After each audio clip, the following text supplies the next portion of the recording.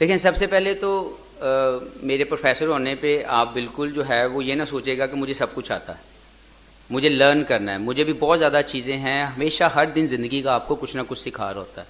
तो एक right strategy ज़रूर कोशिश करेंगे कि बना के पाकिस्तान टीम की मैनेजमेंट के थ्रू जो है प्लेयरों को बताई जाए। और अभी तक जितने भी प्लेयर हैं, जो सबसे अच्छी बात है इस ग्रुप के अंदर, इस पाकिस्तानी टीम के अंदर, कि हर प्लेयर जो है वो अपने स्किल्स को इन्हेंस करना चाहता है।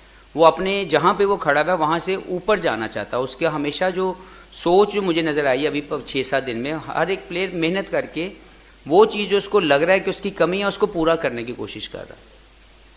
दूसरा जो आपने बात की कि नेथन लाइन के हवाले से, तो हम उसकी प्रैक्टिस कर सकते हैं। हमने काफ़ी ठीक है, हमारे पास हमारे जो स्क्वाड के अंदर है वो ऑफ स्पिनर नहीं है। और अनफॉर्चुनेटली पूरे पाकिस्तान के अंदर साजिद खान है, उनके अलावा हमें कोई ऑफ स्पिनर नज़र ही नहीं आ रहा था। लेकिन हमारे पास जो 2 स्पिनर मौजूद हैं, अबरार और नुमान, ये दोनों बहुत ही बेहतरीन टेस्ट क्रिकेट खेल चुके हैं। हमारे बैट्समैनों के पास जो चैलेंज है वो ये है कि वो सिर्फ नेथन लाइन को मैनेज करना नहीं है, हमने वहाँ पे डोमिनेट करने की जो स्ट्रेटजी है वो बनाई है और बनाते रहेंगे कि जब जब हम लोग वहाँ पे जाएं हम डोमिनेशन पोजीशन में रह के क्रिकेट खेलें। उसके मुतालिक फेलियर हो सकता है, सक्सेस हो सकती है, लेकिन एक राइट माइंडसेट, एक राइट टीम गोल होगा जिसके ऊपर सब लोग खेलेंगे। तो इंशाल्लाह वी विल ट्राई कि हम लोग एक टीम गोल को अचीव करने के लिए अपनी अपनी कंट्रीब्यूशन दें। देखिए, अब ये शाहिद भाई ने खुद ही बोला और ख़ुद ही बता दिया कि मैंने ये बोला कि मुझे शाहीन चाहिए। बिल्कुल ऐसा नहीं है। तो इसके बारे में तो जो शाहिद भाई हैं वही इसके बारे में बता सकते हैं कि वो क्यों नहीं चाहते थे कि शाहीन कप्तान बने और वो क्यों चाहते थे कि रिजवान कप्तान बने। तो मेरा ख्याल है कि इस तरह की स्टेटमेंट जिसका मैं जवाबदेह नहीं हूँ वो ना पूछी जाए तो बेहतर है। अगर कोई और सवाल है तो उसके लिए मैं हाजिर हूँ, क्योंकि जो भी पाकिस्तान टीम का कप्तान बना है, I think they are the very best performer for Pakistan. Shan को अगर आप बात करें तो मैं समझता हूँ कि उसकी इंटेलेक्चुअल जो माइंडसेट है, जो उसकी ऑनेस्टी है, जो उसके खेल के अंदर जो निखार है, वो डे बाय डे बढ़ रहा है। और मुझे लगता है कि ये एक बेहतरीन डिसीजन है पाकिस्तान क्रिकेट के लिए कि 2 यंगस्टर जो राइट वे में पाकिस्तान को लीड कर सकते हैं उनका इंतखाब किया गया। उसमें मुस्तकबिल में हो सकता है कोई और भी पाकिस्तान टीम के लिए कप्तान बन जाए, तो इसमें कोई किसी को कमी नहीं हो जाती और कोई जो है वो बढ़कर जो है वो ना अपने आप को समझे, क्योंकि पाकिस्तान की रिप्रेजेंटेशन करना बहुत बड़ा प्राइड है, वो किसी को भी मिल रही है। उसके साथ जो एडिड रिस्पॉन्सिबिलिटी अगर आपको एज ए कप्तान दी जाती है तो वो भी एक बहुत बड़ी जिम्मेदारी है। और मेरा ख्याल है कि ज़का अशरफ साहब ने जो फैसले किए दोनों कप्तानों को लेके, बाबर आजम जब एग्ज़िट हो गए, तो मुझे लगता है कि ये दोनों बेहतरीन क्रिकेटर हैं और मुझे ये लगता है कि इन दोनों के अंदर टेक्निकल एंड टैक्टिकल ग्रोथ है एज ए कैप्टन कि वो पाकिस्तान के लिए कामयाबी हासिल करें दोनों डिफरेंट फॉर्मेट्स में।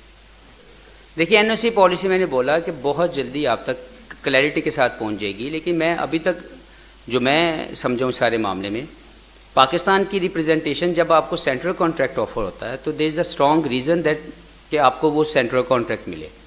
उसके लिए जो फ्यूचर टूर प्रोग्राम के अंदर जो तीनों फॉर्मेट हैं उसको खेलने के लिए एक 20, 25 या 30 जितने प्लेयरों को सेंट्रल कॉन्ट्रैक्ट मिलता है, तो उसका मकसद होता है कि आप उसके लिए अवेलेबल हों।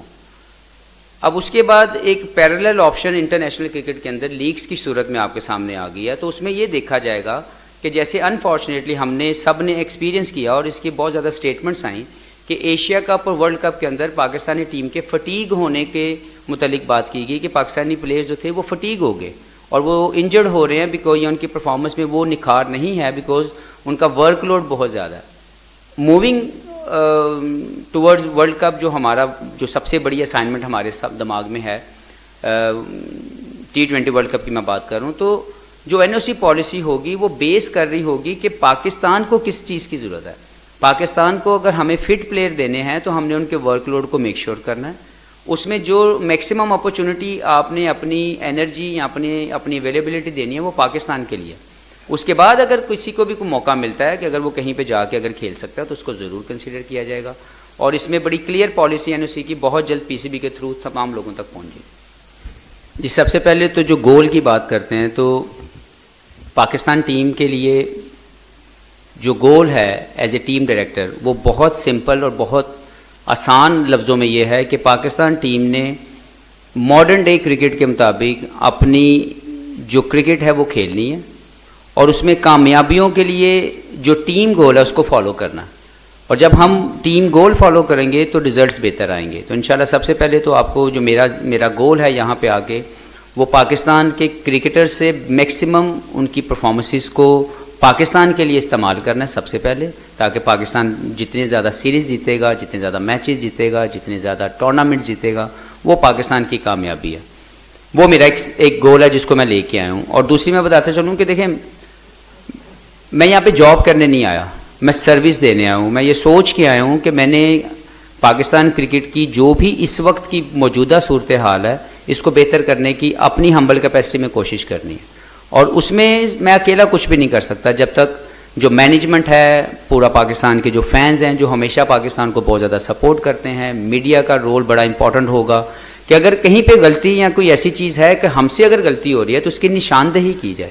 और उसकी निशानदेही के अंदर हमेशा जो है आपको सीखने का मौका मिलता है, क्योंकि ये हो ही नहीं सकता कि इंसान ये सोचे कि सब चीज़ें उसकी जो है वो ठीक हो रही हैं। तो मैं ये चाहूँगा और बार बार मैं इसको तो आपको कहूँगा कि आप कंस्ट्रक्टिव जो है क्रिटिसिज्म उसको ज़रूर करें, मैं उसको सुनूंगा, उसका जवाब दूंगा, क्लियर आपको मैसेज दूंगा। गोल मोल बात करने का ना मैं पहले कभी अपने कैरियर में मेरी आदत है, ना मैं आगे इसको लेके जाऊंगा। दूसरी चीज़ जो आपने मुझसे कौन सी बात की थी प्लेयरों के हवाले से, जी मैं उसी की तरफ आ रहा हूँ। देखें, मेरी अपनी समझ के मुताबिक, और मैं इसकी ऊपर मैं बड़ा स्ट्रांगली अपनी स्टेटमेंट भी दे चुका हूँ, और इंशाल्लाह ताला जो बाकी जो लोग हैं जो इस पॉलिसी को बनाने में अपना जो है वो मेंबर हैं, उनकी तरफ से भी यही राय है कि हमने पाकिस्तान की रिप्रेजेंटेशन को प्रायोरिटी के ऊपर रखना है, और पाकिस्तान की डोमेस्टिक के अंदर क्रिकेट खेलने की जो ज़रूरत है उसको सबसे पहले प्रायोरिटी के ऊपर लेके आना है। Red ball cricket is the most important cricket, जिसकी वजह से पाकिस्तान के जो प्लेयर हैं, जो अभी अनफॉर्चुनेटली हमें नज़र आ रहे हैं कि बहुत ज़्यादा प्लेयर रेड बॉल क्रिकेट से दूरी कर रहे हैं या उसको नहीं खेलना चाह रहे, हमें उसकी तरफ वापस लाने के लिए कुछ इकदाम करने पड़ने हैं। उसमें शायद किसी को लगे कि वो हार्श है, लेकिन that is the important part for Pakistan cricket, कि अगर हमने पाकिस्तान की क्रिकेट को बचाना है और हमारी प्रोडक्ट जिसको हम प्रोडक्ट की शक्ल में देखना चाहते हैं, जब तक वो रेड बॉल क्रिकेट अच्छी नहीं खेलेंगे तब तक वो कोई भी क्रिकेट नहीं खेल सकेंगे। क्योंकि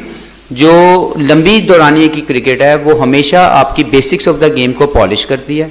और मैं ये चाहूँगा, और इंशाल्लाह हमारी स्ट्रेटेजी के अंदर ये शामिल है कि हमने रेड बॉल क्रिकेट और लंबी क्रिकेट खेलने वाले प्लेयरों को ज़्यादा से ज़्यादा प्रमोट करना है और उनको ज़्यादा से ज़्यादा मौके देने हैं। और अगर कोई इससे पहले यहाँ से दूरी इख्तियार कर गया है तो उसको दोबारा वहाँ पे वापस लेके आना, ताकि उसका खेल जो है वो बेहतर हो सके। देखिए, मेरे पूरे कैरियर में जब मैं प्लेयर था वो तो गुजर गया।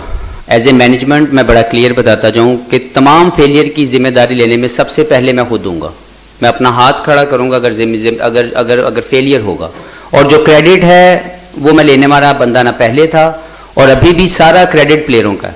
जब हम परफॉर्म करेंगे तो वो प्लेयरों के, जब वो अच्छी परफॉर्मेंस है तो क्रेडिट प्लेयरों का है। रिस्पॉन्सिबल बंदा ये बैठा हुआ है, कहीं भी आपको पीछे हटता हुआ नजर नहीं आएगा। तो कोई भी अगर किसी भी सीरीज में या किसी भी जगह पे इस पूरे टोटल पाकिस्तान की क्रिकेट का अगर आपको कहीं पे भी फेलियर नजर आए तो आपको सबसे पहले मोहम्मद हफीज़ नजर आएगा, और वो कहीं पे भी पीछे नहीं हटेगा।